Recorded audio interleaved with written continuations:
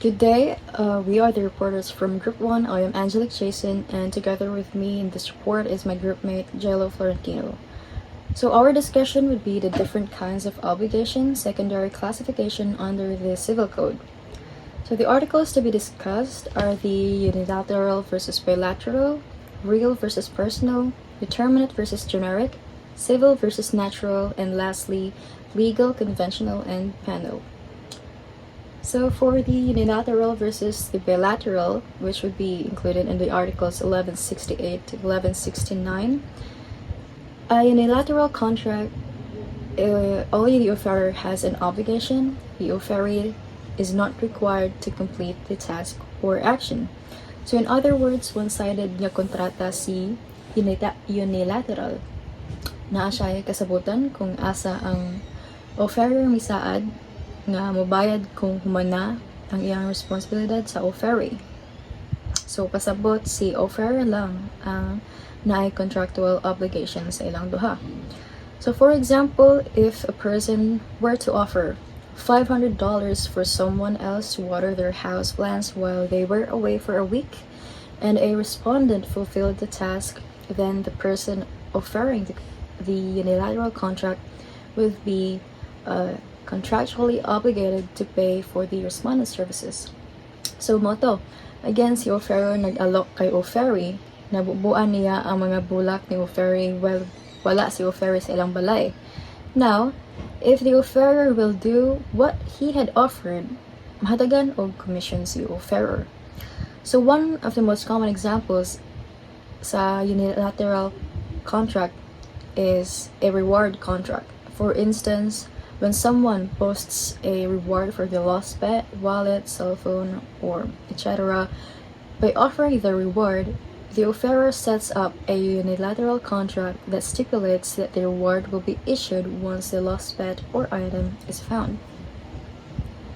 So going on to bilateral, in a bilateral contract, one party makes an offer and the other party accepts the offer by making a promise to perform. For example, if Gina offers to sell her car to John for $20,000 and John accepts the offer by promising to pay Gina $20,000, a bilateral sales agreement is formed. So, sa bilateral naman, both sides na ang may responsibility sa each other. Sa example, gi-state na si Gina daw iyang gi-offeran si John na ibaligya niya sa iyaha ang iyang car for $20,000 and gi-accept po ni John ang offer ni Gina. And nag-promise po si John na bayaran niya si Gina o exactly $20,000. So, both sila na may responsibility. Si Gina ay ang responsibility kay dapat kay John lang niya ibaligya ang iyang car, and si John pod dapat bayaran niya og sakto na amount si Gina. So another example of a bilateral contract is when there is a house rental agreement where the landlord agrees to provide a property for a tenant to live in, and the tenant agrees to pay a specified amount of rent each month. So both parties have legally binding obligations, making it a mutually enforceable contract. So now we're going to tackle about real versus personal. That would be included on the articles 1163 to 1168. So a real obligation is the obligation to give, in that which the subject is a thing which the obliger must deliver to the obligee. So pasabot ani, the prestation must be either tangible, movable, or immovable. Pwede po ni siya services nga dapat mahatag or ma-provide ni obliger kay obligee. So, examples of real obligations are the periodical payment obligation of a long leaseholder, the maintenance of the property subject to a servitude, and the financial contributions by apartment owners. So, isa ka example for real obligation kay kanang obligasyon sa pagbayad sa imong lease. So lease ang tawag for long-term, and rent if months or short-term lang. Another example pod kay obligations mga landlords sa maintenance sa apartment. So now for personal obligation is an obligation to do or not to do, that which the subject is an act to be done or not to be done. So for personal naman, the obliger has an obligation to do certain actions and or na actions or measures na dapat dili niya buhaton according sa contract.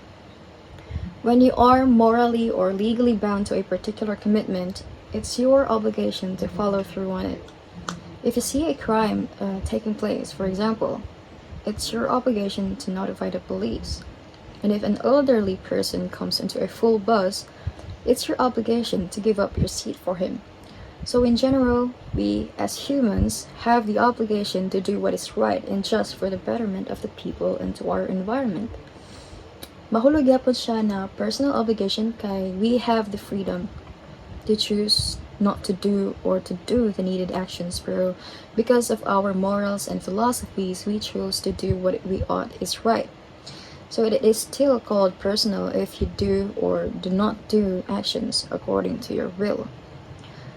In conclusion, real obligation is when you owe something tied to a specific thing, like a house or a car or any object or item, while the personal obligation is when you owe something based on a promise or agreement you made with another person, which includes to do or to not do a certain action. Moving on to determinate versus generic, that would be seen on Article 1165. So a determinate is a concrete, particularized object indicated by its own individuality. So take note of the word individuality. Matawag na determinate if na siya'y kinaiya or something nga siya lang ang naa. Mura ka ng specific good siya nga butang, whether would it be sa iyang color, model, kisa atik iya, asa siya gikan, and such. So anything determinate has a fixed limit to it. Slightly different determinate can also refer to something that has a clearly visible limit of form. So moving on to generic.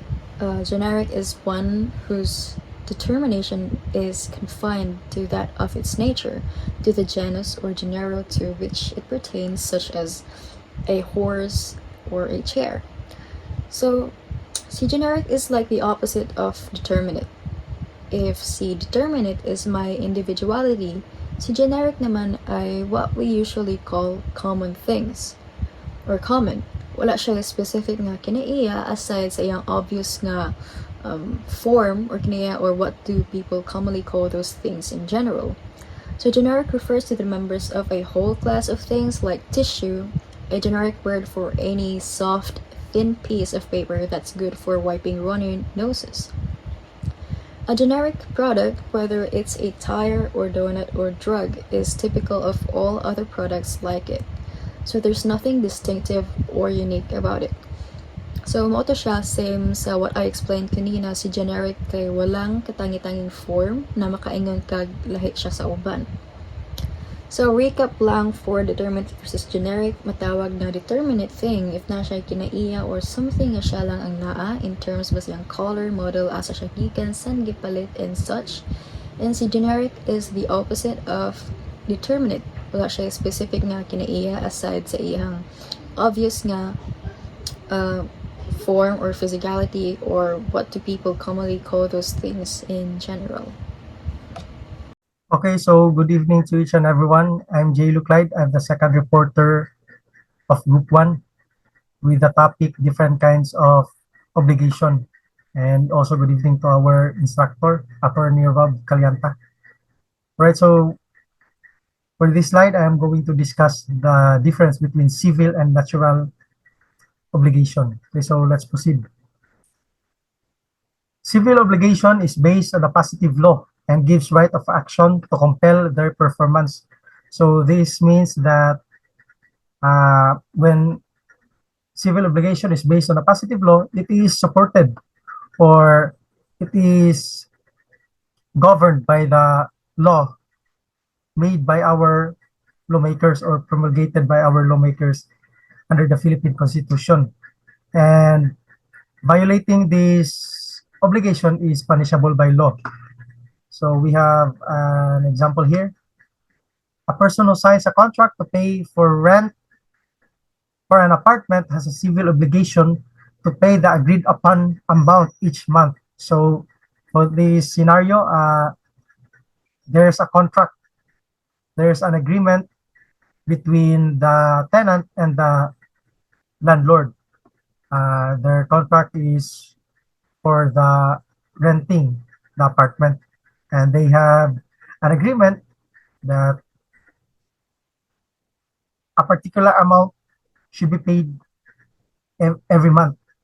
And for the second example, a person who borrows money from a bank has a civil obligation to repay the loan according to the terms of the agreement. So in this agreement, we have in this scenario, there is an agreement between the debtor and the creditor. So the debtor here is the person who borrows money, and the creditor is the bank who lends money.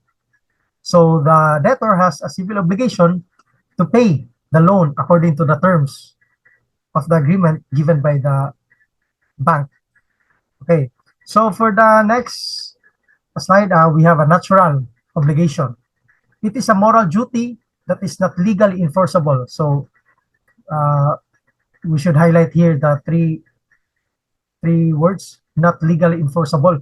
So this means that this is not supported or governed by the positive law or the laws we have under the Philippine Constitution. So it is a duty that a person feels they should do, but there is no legal requirement to do it. So we have an example here. A person borrows money from a friend and promises to pay it back, but there is no written agreement. It is a natural obligation. So the person who borrows money here from his friend has a natural obligation to pay the money because they don't have any written agreement or contract, because from the word itself, friend, it is only your consensual if you will pay the borrowed money from your friend. Okay, so natural obligation is not enforceable by law. So wala gi na priso na nangutang sa iyang friend unless if there is an agreement. So if there is an agreement, it becomes a civil obligation because there is a contract signed by the two subject, the active and the passive subject. So in natural law, there is no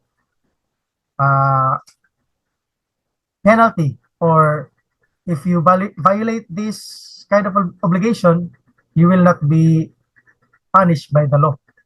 Right, so for the next slide, we have a legal, conventional, and penal. Okay, so first, legal obligation is the legal duty to do or not do an action executed through a court of law. If an individual has a legal obligation to perform a particular activity, they have to accomplish it. So, for example, here in our municipality, we have an ordinance here to avoid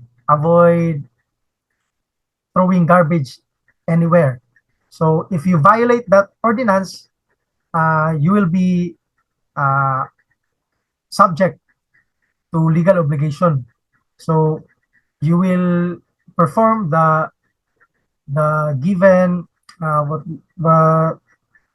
what do we call this? The given punishment. Given punishment by the municipality who implemented that ordinance. So if you violate that one, it is your obligation to, or it is your legal obligation to do the said penalty or fine or whatsoever. So next one. Okay, so the legal definition of obligation is a binding tie, which requires individuals involved to do something or pay for something under legal terms according to the law. All right, so we have an example here. Eric has an obligation to pay for his speeding ticket within 60 days under the state law in North Carolina. So same here in our municipality, it is not allowed. Our municipality don't allow the use of open pipe muffler. So if you are caught that you are using that kind of what do you call this, ambutso in Bisaya, you will be subject to legal obligation, and your tambucho will be confiscated by the authorities. Right, so next one, the conventional obligation. It is a legal or moral duty to do something that comes from an agreement between two or more people. It can be a formal agreement to pay money or do something specific. This type of obligation is different from moral obligation, which is based on personal beliefs and not enforceable by law. Right, so this is different from legal uh, obligation, because legal obligation, you are the if you violate, then the the authorities will be the one who will who will do who will give punishment to you. So here in conventional obligation, so this obligation will only arise if there is an agreement between two or more people. So for example, there is a uh, contract for paying the rent. So there is an agreement between the tenant and the landlord. So it is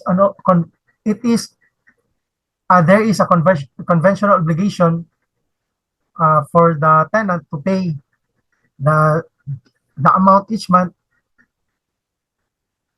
for the rent of the apartment. Right, so conventional obligation, that's conventional obligation. So it is different from civil obligation, because this obligation arises if there is contract or agreement between two or more people. And so we have an example here. If you sign a lease agreement with your landlord, you have a conventional obligation to pay rent every month and to take care of the property. If you fail to fulfill this obligation, your landlord can take legal action against you. All right, so that's for the conventional obligation. Huh? So if you fail to do the obligation, fulfill if you fail to pay the rent or take good care of the property, then the landlord will do actions, legal actions against you. If you will not fulfill this obligation, then you will be punished by the law. Okay, so next one. I think this is the last topic. This is the penal obligation. Penal obligations are the penalties that arise from breach of obligation. For example, if a person fails to pay a bill on time, in breach of the terms and condition of the contract they signed, they may have penal obligation to pay a penalty fee. Right, so for example, if you have Wi-Fi, uh, if, and there is a contract between you and the, for example, Globe. So there is a contract between you and the Globe. So you are the consumer and the Globe is the provider. So if you fail to pay the the if you fail to pay the internet on time, there will be a penalty. So there is a breach of the contract. So if it is scheduled every 29th day of the month, so you should pay that bill every 29th day of the month. If you fail to pay that bill on the 29th day of the month, then there is a breach of the contract. So you will be given penalty. For example, sa Globe, you will be subject to disconnection, and after you pay the bill, then your connection will be reconnected. And I think that's the penalty that they give to the consumer. And also, if you fail to pay the bills, for example, in the for the electricity, there will be penalties on the receipt. If you can see the receipt now, there will be penalties for not paying the bill on time. And also, one penalty for that is the the cutting of the line of your electricity in your home. And if you want to reconnect that line, there will be a penalty. You will also pay penalty for reconnecting that line. And I guess that would be all.